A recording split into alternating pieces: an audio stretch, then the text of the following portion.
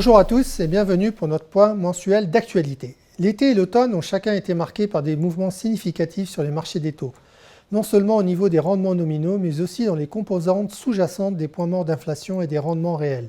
Plus récemment, les points morts se sont envolés car les problèmes de chaîne d'approvisionnement et la flambée des prix de l'énergie ont fait monter les anticipations d'inflation. La baisse des rendements réels et des points morts d'inflation plus élevés présage-t-il le retour de la stagflation, hausse de l'inflation et baisse de la croissance, ou devons-nous craindre que les rendements réels finissent par augmenter et peser sur les valorisations des actions? Bien qu'il y ait un certain mérite aux deux arguments, les marchés actions ont néanmoins repris leur marche en avant en octobre malgré la hausse des taux, car la résilience des bénéfices des entreprises et des fondamentaux ont fourni une certaine compensation.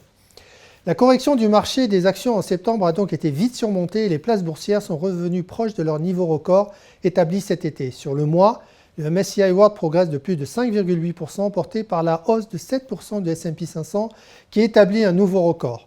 Les spreads de crédit suivent la même tendance et se rapprochent également de leur plus bas niveau post-Covid, malgré la forte hausse des taux nominaux.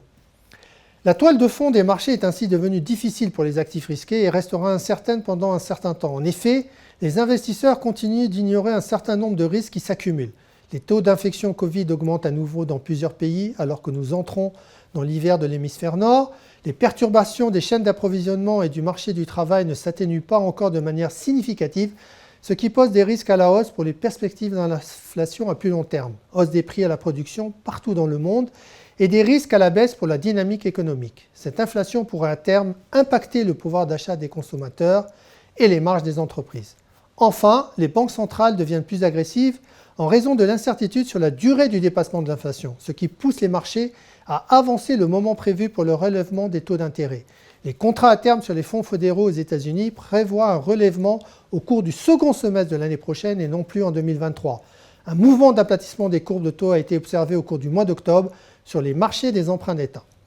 Pour autant, il y a encore des raisons d'espérer. Les commandes à l'industrie sont toujours fortes et continuent à croître. Le marché du travail reste très dynamique. Les entreprises renforcent leurs embauches pour répondre à la demande. Ces créations d'emplois vont alimenter encore la demande à terme et nourrir la croissance économique malgré les vents contraires, sauf si l'inflation accélérait fortement, induisant un changement de comportement des consommateurs. Sur les portefeuilles, nous avons profité du rallye de ce mois pour écrêter quelques positions sur les financières et les pétrolières, réduisant par là même l'exposition actions autour de 40%.